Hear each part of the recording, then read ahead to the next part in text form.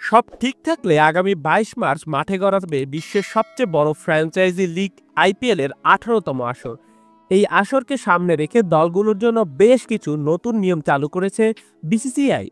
আসুন এক নজরে দেখে নেওয়া যাক আইপিএল এর নতুন নিয়মাবলী। শুরুতেই বলা যেতে পারে ম্যাচের দিনে অনুশীলন নিষিদ্ধের খবরটি। আইপিএলে ম্যাচের দিনে কোনো ফ্র্যাঞ্চাইজি দল অনুশীলন করতে পারবেন না। স্টেডিয়াম ব্যবহারের নিয়মে এসেছে পরিবর্তন। কোনো আঞ্চলিক ম্যাচ, লিজেন্ডস বা লিগ বা সেলিব্রিটি টুর্নামেন্টের জন্য আইপিএল এর মাঠগুলো ব্যবহার করা যাবে না। অনুশীলনের সুযোগ সুবিধা, প্রতিটি দলকে অনুশীলনের জন্য ২টি নেট দেওয়া হবে। অতিরিক্ত একটি নেট সাইড উইকেটের রেঞ্জ হিসেবে হিটিংয়ের জন্য বরাদ্দ থাকবে।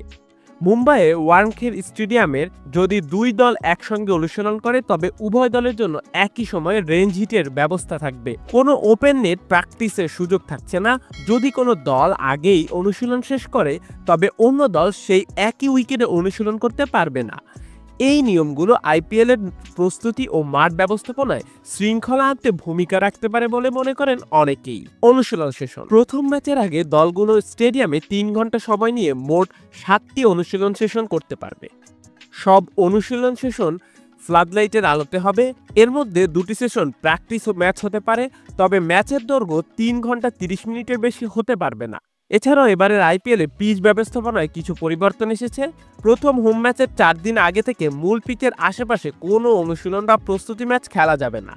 পাশের উইকেট রেঞ্জ হিটিংয়ের জন্য ব্যবহার করা যাবে, তবে এর জন্য লিখিত অনুমোদন লাগবে। উল্লেখ্য, কলকাতার ইডেন গার্ডেন্সে উদ্বোধনী ম্যাচে ডিফেন্ডিং চ্যাম্পিয়ন ও স্বাগতিক নাইট রাইডার্সের মুখোমুখি হবে রয়্যাল চ্যালেঞ্জার বেঙ্গালুরু। পরদিন ঘরের মাঠে চেন্নাই নিজেদের প্রথম ম্যাচ খেলবে মুম্বাই ইন্ডিয়ান্সের বিপক্ষে। ভিডিওটি দেখার জন্য অসংখ্য ধন্যবাদ। নিত্য নতুন এমন ভিডিও পেতে হলে আমাদের চ্যানেলের সঙ্গেই থাকুন, সাবস্ক্রাইব করুন, ভালো লাগলে অবশ্যই লাইক করুন। ভিডিও সম্পর্কে যে কোনো মন্তব্য করতে পারেন আমাদের কমেন্ট বক্সে। ধন্যবাদ।